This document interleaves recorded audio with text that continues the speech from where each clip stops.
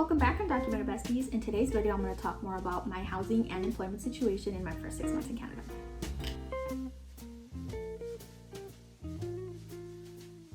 I still can't believe that it's been 6 months since I self-deported. When I think back to my high school graduation or even my undergrad graduation and just reflect on how much my life has changed to then, it's wild. If somebody would have told me back in 2019 that in 2022 I was gonna do what I did, I wouldn't have believed them. To be completely candid, it all ties back to the self-doubt, the lack of confidence, and my inability to appreciate how unbelievably resilient I am. Somehow, here I am now living my wildest reality. As a reminder, I am here on a temporary residency status as a student. If you're interested in learning more about the logistics of how that went and what I did, I have more videos about that on my channel. And my frequently asked questions part 2 answers more of the common ones. My semester started in September of 2021. That was my first term for my current program. But because of COVID, they were allowing us to do hybrid, so I wasn't required to be in Canada, so I stayed in Wisconsin so I could save up as much as I could before moving here. But going into my second term, they were gonna require us to be in person, but they weren't sure as to when. They gave me a date, which they ended up moving again, but I went with that first date. And so since I didn't have a lot of time to plan accordingly for housing, I was kind of left to scramble to look for a place to live, and I had a really hard time with that. So I ended up Airbnb. The places I'm about to show you, to me, they were kind of expensive, way more than I was expecting to pay. I think it's no secret now, but I grew up poor, so I didn't have much money. The most I ever paid for rent was probably $6.75 when I was living in a studio in Madison, Wisconsin. So keep that in mind. Before I show you where I've lived, I have to tell you that sometimes it's been a little crazy with the move, so don't judge me for being a little dirty, okay? All right. This was my first Airbnb. I lived in Kitchener in this 1-bedroom unit. It was really cute. I really liked it there. And that was the cheapest place that I was able to find. Everything else was a lot more, so I settled here. Ideally, I did want to live with people, but because of the situation, I ended up living here, which it ended up working out because for my first 2 months, I struggled quite a bit and I cried quite often, and I think it would have been a little concerning for my roommates if they heard me crying almost every night, so it worked out in that sense. I lived here from January 25th, the day I moved and arrived to Canada, to March 4th, and for the entire time I ended up paying $2,011.04. For my second Airbnb, I lived in a room in a 4-bedroom condo. I lived there from March 4th to April 16th, and there I did have roommates, and it honestly helped me so much just to have that interaction with other people that weren't in school. I met my first friend here, Terry. He has been an amazing support in the time I've been here, and he's also international, so we really did relate a lot to our experiences, what I think was extremely beneficial. I stayed here for 47 nights, and in total I paid $1,221.24. It was a lot cheaper than the first place, and I stayed there longer, so it really helped me out. For the final Airbnb, I only stayed there for 10 nights, and that was from April 15th to April 25th.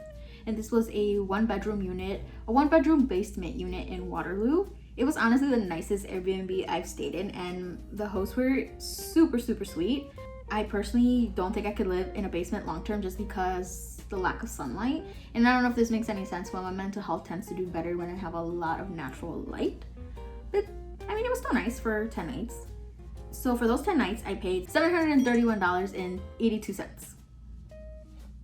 And from April 25th to the present, I live in this 2-bedroom apartment right next to University of Waterloo's campus with my little sister. She graciously agreed to stay with me for this summer, and it's been nice. Honestly, having my little sister with me has been quite healing in a sense, and it was nice to reconnect as adults because when I lived with her before, she was still kind of young. She was still about to start high school when I moved away for undergrad.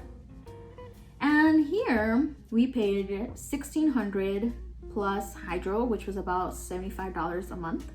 So converted from CAD to USD, it was roughly $1,237.58 for the hydro bill. So split 2 ways, that was about $647.50. This was not bad in terms of US dollars, but I don't make US dollars anymore. I make a different currency. So it was 800, and that was a little much for my budget, but we made it work. But of course, all good things come to an end, and now my sister is going away to start her next internship back in the States. This is probably a good spot to mention that I have a mixed status family. All of my younger siblings are US citizens, and I've been kind of like trying to convince them to stay with me at different points because I miss them and I can't go to the States and see them. So my sister stayed with me now, and then I convinced my little brother, my youngest brother, to stay with me over his winter break since he's gonna be living in New York, and that's quite close by. So we'll see. It's gonna be interesting living with my sister and then living with my brother. I'm a little bit scared because you know how boys are, but we'll see. So for my first 6 months in Canada, in total for housing alone, just rent, not accounting like hydro for my the place I currently live in, I spent $6,438, which I guess is not bad. It's a little over $1,000 a month, which I guess isn't the worst thing, but given how much I spent on tuition, it was quite expensive.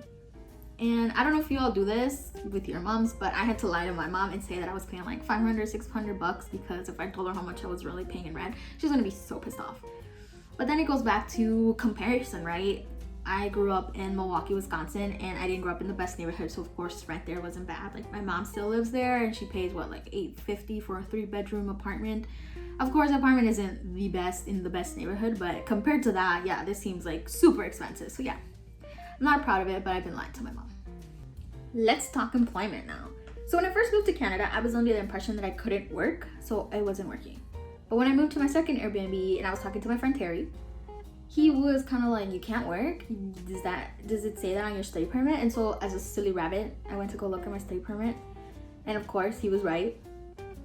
Under condition number 4, my study permit currently states, may accept employment on or off campus if meeting eligibility criteria as per our 186. And what does this mean? It basically means that, yeah, I could have been working the whole time, but I could only work part-time up to 20 hours per week on or off campus and full-time during scheduled breaks. But because my program's currently like 1 full year, I never had a scheduled break. Like even though it's summer right now, I'm still in school. So I still had to work part-time. I mentioned this because I'm currently working full-time, but the only reason I was able to do that is because I applied for a separate work permit, which I needed in order to complete my program.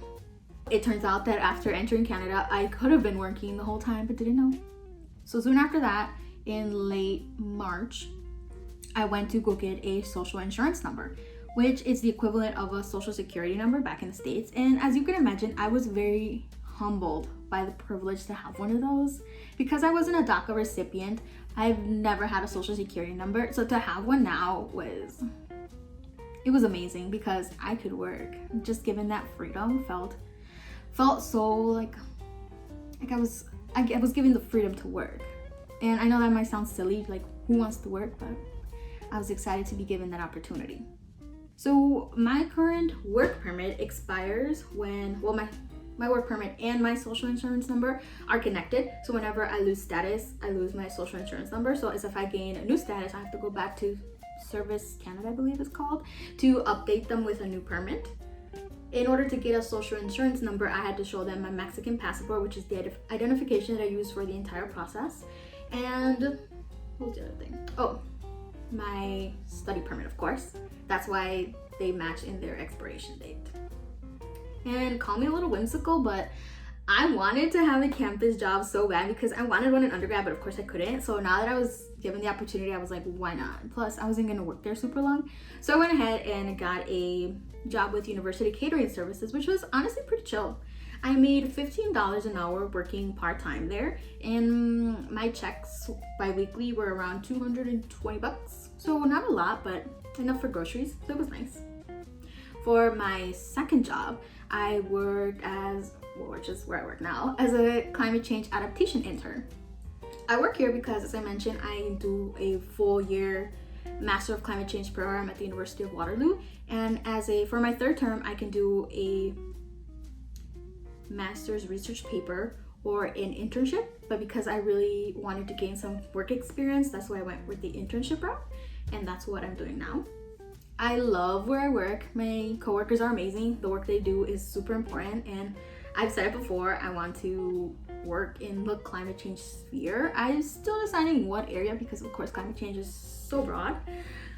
So I've had the most amazing time, and it's been an amazing learning opportunity. During my time in this internship, I've started my in case I have to go back to Mexico fund, just to prepare in case, I have to go back to Mexico. But that fund is about to disappear because as I prepare to find a place to live, I know there's gonna be like a security deposit or first and last month's rent, and financially, to be honest, I'm not doing the best. But you know what? I'm optimistic. I'll make it work. As soon as I graduate, I already said I'm gonna get a part-time job aside from my full-time job because you gotta do what you gotta do. In my next video, I'm actually gonna share with you how much my tuition was, where the money to pay for that came if I was so poor, right? And also if I may or may not be in debt, and how much that may or may not be. So don't forget to subscribe so you don't miss out on that video. That is all I have for this video here. So I will see you next time on Undocumented Besties. Bye.